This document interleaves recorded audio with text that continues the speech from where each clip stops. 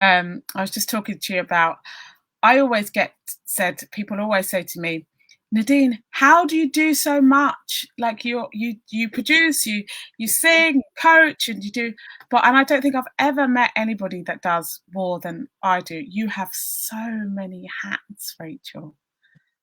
There are a lot of hats. It's like a hat tower of hats. Like one hat, then another hat, another hat. Hat tower. But it is wonderful to witness. But what, like normally somebody is good at something but not so good at something else, but you just are so efficient and focused and laser sharp and organized, and I just find you like, I mean, you inspire me. It's very kind of you. However, I should say that maybe the hat tower, some of the hats are kind of leaky and a bit battered. It's not necessarily a tower of. I may be pushing this metaphor a bit too far, but I don't know that they're necessarily pristine hats. They're kind of tired hat tower that's kind of leaning to one side. Oh. Oh my goodness. So we're a bit blustery here in Old Hove today. So I'm hoping that our internet connection will stay wonderful today. So I'm sending like little blessings out for our internet connection today. But it's 9:01, so I'm going to start. Fantastic. Hey, I'm Nadine Benjamin, and I'm the Intuitive Verdi Soprano. I'm a certified NLP mind coach. I'm a certified high performance coach and a healer. And I'm also an international opera singer. I love singing all over the world, but most of all, I love connecting, championing, and celebrating people. And today we have the wonderful Rachel Barnett-Jones. Following a BA in English Literature from Cardiff University and an MA in Writing for Performance from Central School of Speech and Drama, Rachel specialised in working with young people, people with disabilities, and community groups. Rachel shares her time between playwriting, producing, workshop leading, lecturing, copywriting, company management, fundraising, project management, consultancy, and looking after her little boy. I mean, that's what I mean, Rachel. I mean, what can I do? Hi, Martin. Really lovely to see you this morning. Really lovely to see you. And as I say every morning, we're not medical doctors or GPs or psychiatrists. What we would love is if you need any of that kind of help or support, please, please, please, please, please go and get it. We encourage it. We love just everybody to be in a safe space. And if you feel that you can't do, please ask someone to help you with that. All right then, Rachel, hi. Hello. So tell us, how did you get into playwriting? Well, I wrote my first play when I was about 8 years old. And it was a skit on Jack and the Beanstalk for the other children in school to perform. And I showed it to the teacher and she said, you're going to have to simplify this for the other children. And it was at that point that I moved school. Parents. Yeah. And I went home and I said, I think I might need to go to a different school now. And that was the start of me seeing the world as theatre. I've always loved theatre. My parents took me to the theatre from a very young age. But then the big change happened when I was about 11 and I stopped sleeping. I completely, entirely just couldn't sleep. I had a really bad batch of insomnia. And I was given a Walkman, which I could get Radio 4 on. And so around 11 o'clock in the olden days, when I was a kid, they used to put on radio drama, half an hour, I think, radio drama on BBC Radio 4, entirely unsuitable for 11-year-olds to be listening to. However, I started listening and just fell in love with the whole radio drama, audio drama, dialogue, being able to tell a story through the words that people are saying and nothing else. Yeah. And that became a huge part of my DNA as I entered adolescence. And at some point one night, I just started to, if I say started to hear voices, that doesn't give necessarily the right impression, but a story through people talking just happened. And I wrote it down, and then I went and jumped on my parents' bed and went, I've written a play. And they went, go to bed.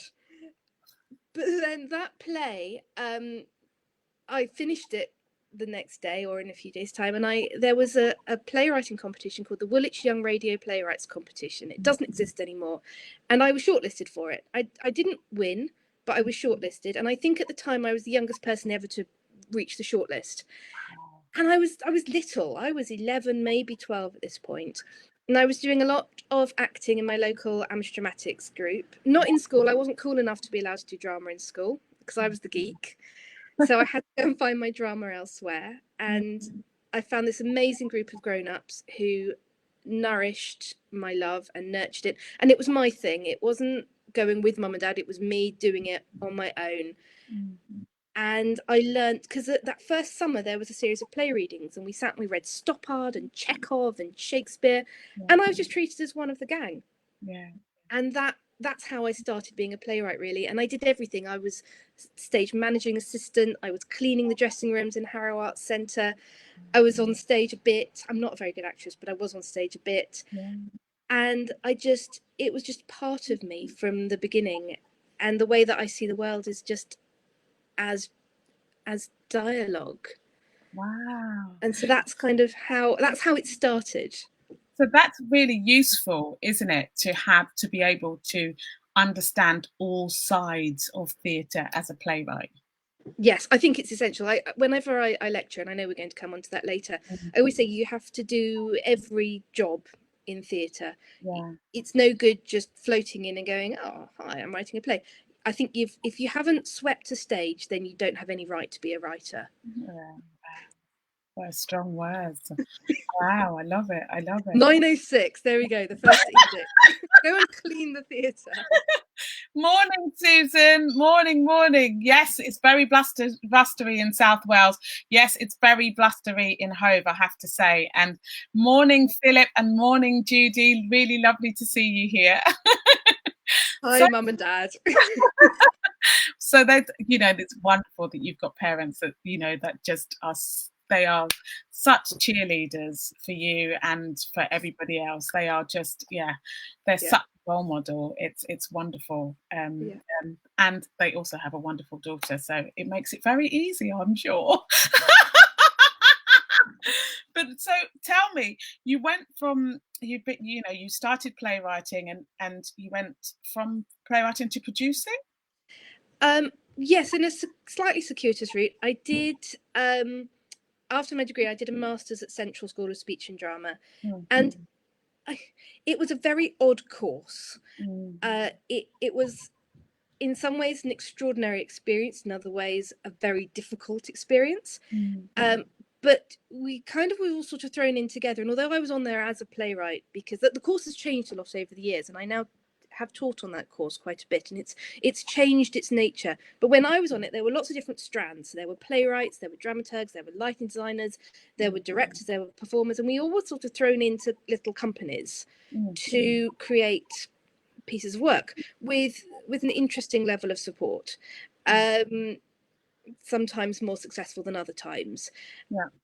What it showed me was that you kind of, if you want something to happen, you make it happen.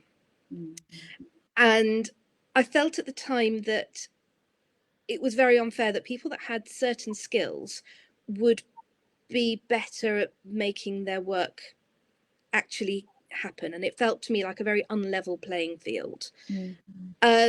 And I've subsequently gone back onto that course to try and level that playing field a bit, to make sure that not just the people who are good at writing funding applications without any training in writing funding applications are the ones that make the work happen. That continues to me to feel very unfair. So I found at the end of my master's, there was no sense of there being any kind of showcase for the performers. And although it was a very collaborative, devised course, a lot of the performers still wanted to try and get agents. And it was very hard at the time. This was 2003. You couldn't get an agent without a showcase, really. And so I essentially designed a project for the end of year, essential final dissertation piece, which could act as a showcase. And that, for me, was one of my first experiences of making work as a producer rather than just a writer. I also engineered that I wrote 90% of the monologues and duologues that people performed. Yeah. But essentially that was me thinking about a problem that needed to be solved, and that for me is what producing is. It's solving problems. So that's essentially a wonderful way to look at producing, actually. It's a really, and very clean. Yeah, very, very yes. clean way of looking at producing, which is, I've never heard that description of it before. Yeah. And from there, I started a theatre company with one of the other people who were on the course, who was a very dear friend. And we did well, and we did well because at the time I felt like I was a sort of a passable writer, but actually my skills lay in the producing side of things.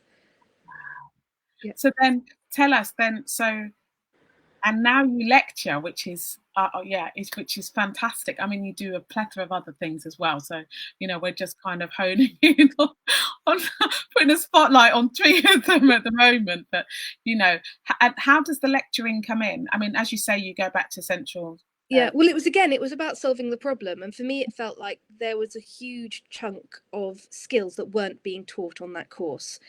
And I was asked to go and do just an afternoon lecture. It was completely optional.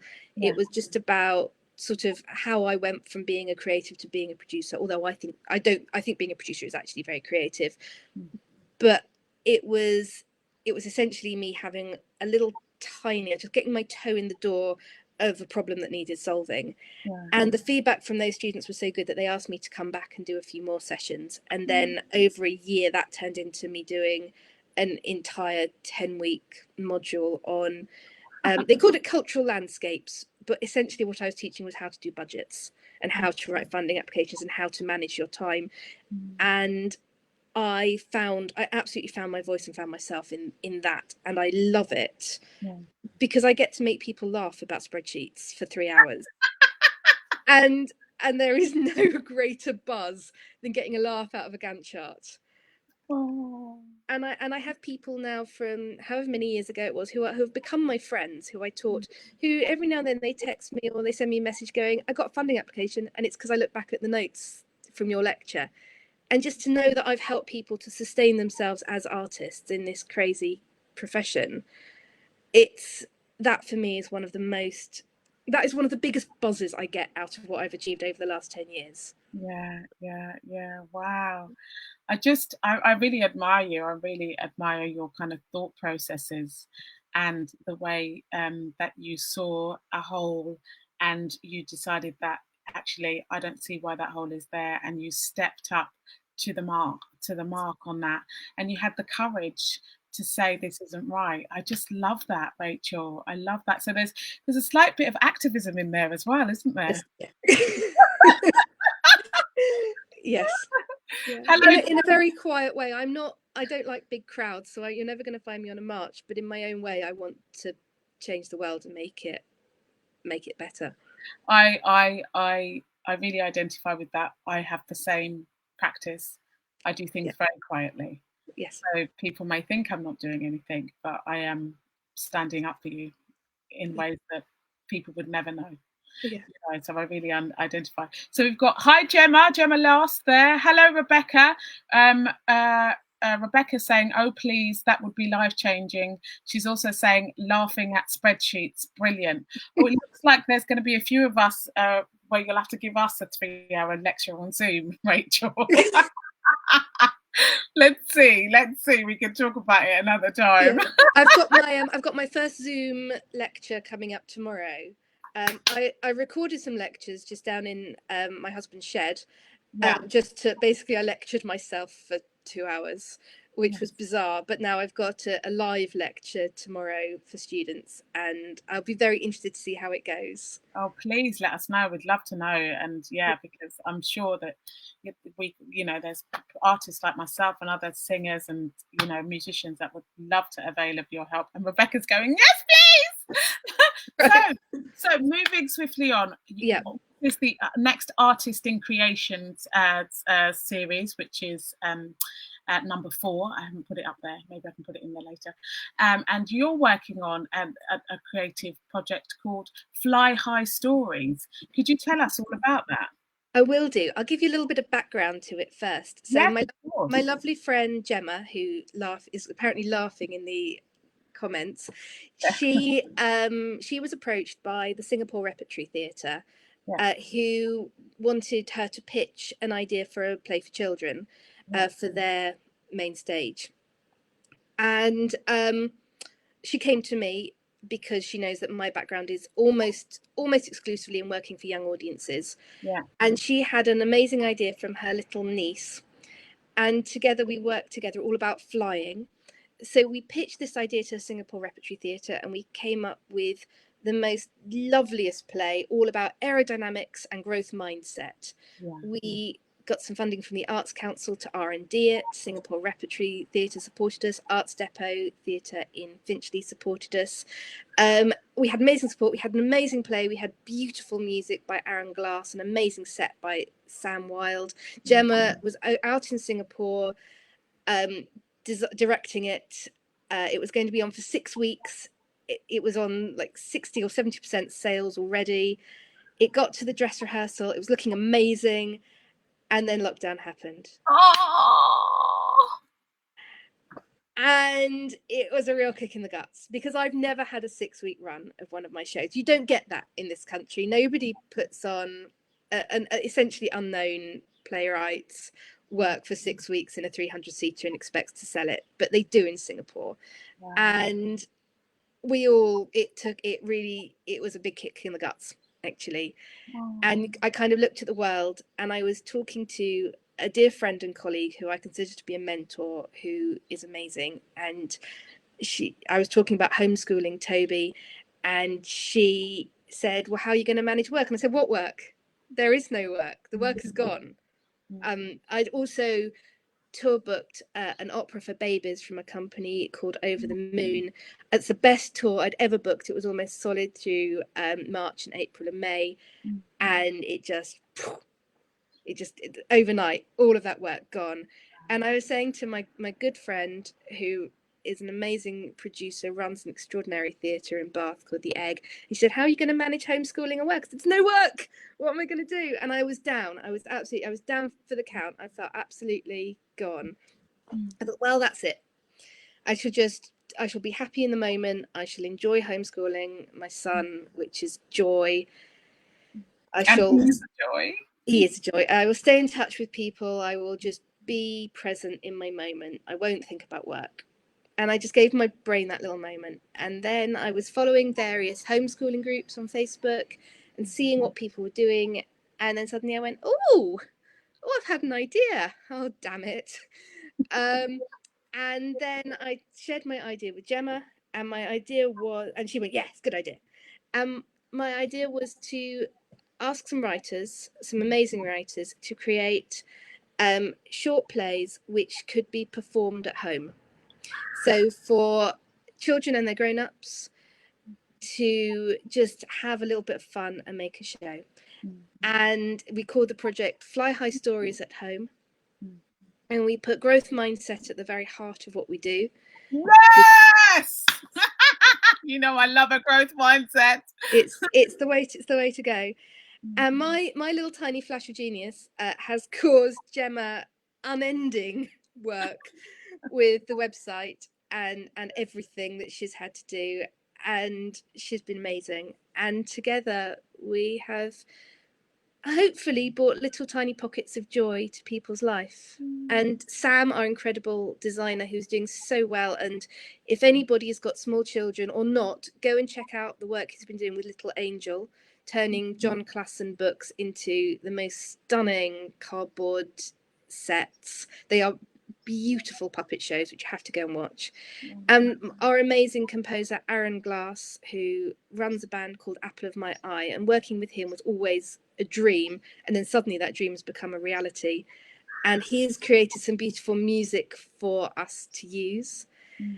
And we've got all these extraordinary writers who are some of my writing icons, and we emailed them going, oh, will you write us a play? And they've gone, yes. And they've written us plays, and we haven't paid them enough, but we've paid them something. And we're doing all of these resources for free, and we've put a very hopeful, you may wish to donate, button. Yeah. And so that's what we've done. That's this project. And we've started to hear from people that they are putting our plays on at home, in their living rooms and in their gardens and all around their houses. And it's just, it's keeping us, I think it's keeping us a bit sane, just to know that we're still finding a way to make theatre for young audiences, even if they're actually making it themselves. Yes. And to be part of that conversation of the TYA movement, Theatre for Young Audiences, which I've been part of for such a long time, and to still feel like I have a voice in that sector, and that we can still talk about how important drama and theatre and creativity are for young people. Absolutely. And just, yeah, that's kind of been keeping us busy. So the concept of Fly High Stories is that families make the stories from the content that you give them. How do they access this content? It is all on our website, which is Gemma's Labour of Love, and it is flyhighstories.co.uk. And then you can just click on the thing that says at home, and then you can find a little bit of information about all the plays, and then you click on a clever button, and then you just download it, and it just pops up the little script. And so you've got these little scripts, but then does it tell you what props to use and what? Yeah, there's some handy hints at the beginning of the script if anybody wants them. But also, we've asked writers, if they feel comfortable to do it, to record a little introduction. And Andrew, husband and also writer, has written one for us. And he actually, in his introduction, he said, you know what, this script is yours now. As soon as you've got it in your hand, it's yours. You do what you want with it. Make it your own. If you want to set it on the moon, set it on the moon. It's yours. So that there are suggestions for props. There's suggestions for costumes. There's a brilliant design workshop as a downloadable PDF, which Sam has made for us, which gives lots of great ideas for how you might design your set. It's brilliant. But also, it belongs to you. It doesn't belong to us. Oh, Gemma's saying, love your lady. And Rebecca Louise Dale has put Fly High Stories in the chat, which is great. She said, just had a look. It's incredible. And she's also saying congratulations. And Gemma's also put the link in the comment section as well. So if anybody wants to click on that and just have a wee look now, that's wonderful. You're so great at coming up with these ideas that are just for everyone. Where does that come from? It's just, I feel like, well, actually, no, I know, I do know where it comes from. I remember back when I was deciding what kind of playwright I was going to be. It comes right back to the very beginning. And I did quite well in a playwriting competition that was for writing plays for grown-ups. And I was invited to the Soho Theatre to meet the very impressive literary manager. I was ever so young. I was in my very early 20s. And she sat me down and she went, this is a good play. It did really well in the competition. She was New York. She said, but where's your edge? I don't see you having an edge. And if you don't have an edge, you'll never be a playwright. What? And this was devastating at a very young age, where all I wanted to be was a writer. And I got down to, I don't know, it was like the last 25 or something in this competition. But I was basically told, if I don't have an edge, I won't be a writer. And I kind of regrouped and I went, well, I've been getting a bit of notice. I was on a Royal Court scheme. I was starting to think about what I wanted to write next. And I went, I think I maybe do have an edge, but it's a rather comfy edge, because I'm from Pinner and I like wearing cardigans and I don't have spiky hair and I'm not very angry about anything. And I think maybe my edge is using my writing to make the world a slightly nicer place. And maybe it's not about being angry all the time at the world or being urban. Maybe it's about being comfortable and bringing joy into the world. And I've come full circle, because I'm working on a project at the moment which is creating an accessible escape room project for people with different needs and different abilities, because I realized that we love escape rooms, true geeky fun, but I realized that a lot of people couldn't access them. And through doing that, I realized that joy and usefulness are my watchwords in everything I do. If it's not useful and it doesn't bring joy, I'm not interested. And so that I think is at the bedrock of everything that I choose to do, or the ideas that I have. That's so right, Rachel. That's so funny because I'm a high performance coach, a certified high performance coach, and at the bedrock of that, what we say is bring the joy. So yeah. I totally hear you. So Claire Pendleton Holy is saying fantastic, wonderful talent and great ideas, great to share. Congratulations, Rachel. Oh. She's also saying celebrate coming from Pinner and wearing cardigans, and joy, joy, joy, joy, joy. So tell me, have you got any tips around being a playwright? Yes, I do. I love talking about being a playwright. I don't get to talk about being a playwright very often because I've written 53 plays on commission in the last 12 years or so, but I don't, because they're not, because they're plays for young people or plays for people with disabilities. I don't, in the playwriting circles, people don't tend to take me very seriously, but I love talking about being a playwright because it's where I started from. And my top tips would be never stop listening. If I'm ever in a party, which is rare because I'm not really one for parties, but when I am, I'm sitting there and I'm listening to 3 conversations at once and seeing how everything intersects and how you kind of buzz from conversation to conversation like a little hopped up bee on going between different flowers, and it's listening. And I think that's, as a playwright, for me, that's a lot of where I start from is just listening. And my other top tip is never forget your audience. Don't write for you, write for them. Especially in the work which I do, working for and with young people, it's not about you. I try and be as invisible as possible in what I write. It's not about what I think, really. It's about what's best for the audience, what will give them the best experience, what will make them laugh, not really what will make me laugh, although quite often those things are connected. But I think that goes through everything I do as well. Every time I give any kind of producing lecture, every time I'm writing a funding application, if you forget your audience, you're lost. And the work has to be created with them, not just for them. It has to be entirely integrated in that community. Yes. Oh my goodness. Marjorie is saying great ideas. There is an early years project called Helicopter Stories where you write down what very young children say and then encouraging them to act their own stories out. Even if it is just a bear went into a wood and met a mummy, it encourages all sorts of creative ideas in children because they've acted it out and because it came from them. I love that. Yeah, really, really wonderful. So was there? And Brian Kesselman is saying great advice. Hi, is there a third tip, or was those your 2 tips? I'm going to go with 2 tips. I mean, 3 is the magic number, but I'm going to go against that today. With 2. I think you've said your 3rd tip on a number of occasions is look for the solutions. You know, if that's one of the things that I've heard you say throughout this whole interview, is around looking for the solutions in everything, and maybe especially in oneself. Don't feel that you have to be stuck.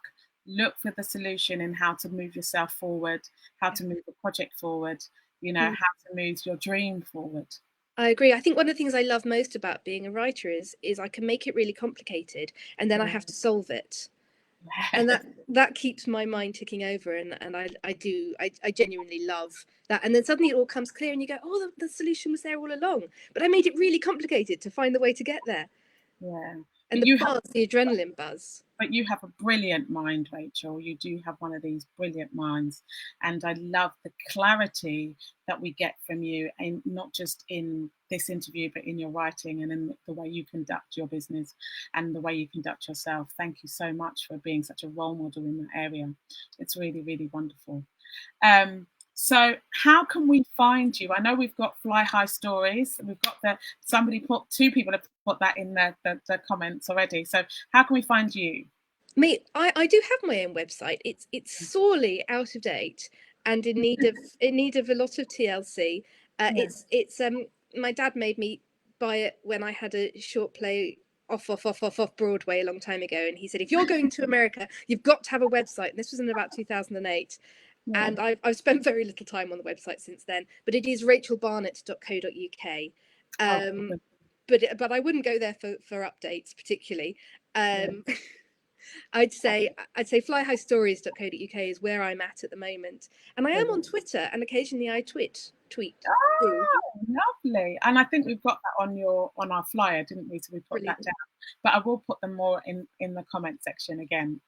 So, do you have any final thoughts for us, Rachel? I do. I've been wondering about this, and I thought that I would say that this time is really hard. I've been smiling for the last half an hour talking to you. I've not been smiling for the last 8 weeks or however long we've been locked in for.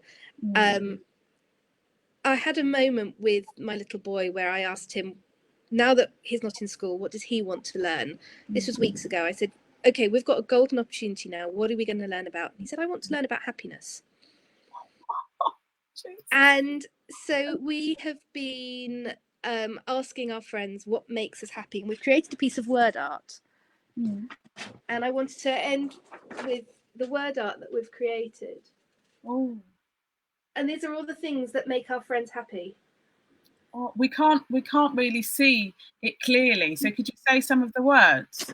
Some of the things are crocheting, friends, love, fresh air, halloumi, a multicultural society, buttons, gardening, silliness, and friendship. And there's a lot more on organising. There's a lot more in there as well. And so my final thought is ask your friends what makes them happy and write it down in all the colours of the rainbow. Oh, I love that. I totally love that. Because we don't have as much as we had before. Yeah. And I'm not going to sit here and say I've been happy all the time. Yeah. But I think that my little boy wanted to learn about happiness. Yeah. And I think we can all probably learn about happiness. Oh, I mean, Rachel, that's such a beautiful way to kind of come to a close. You are just a shining light. You may not be in the front on the stage, but you are definitely shining and carrying that electricity from behind the stage. And I really, really, the world is so lucky to have you. It really is. So Gemma's saying, been so nice watching two smiling, positive and inspiring women this morning. Thank you. Gemma, thank you for being one of those inspiring women too. We celebrate you, and Rebecca and Marjorie and every other woman out there and every other man out there that is inspiring the world to do the next right thing, and every other person out there that is inspiring the world to do the next right thing.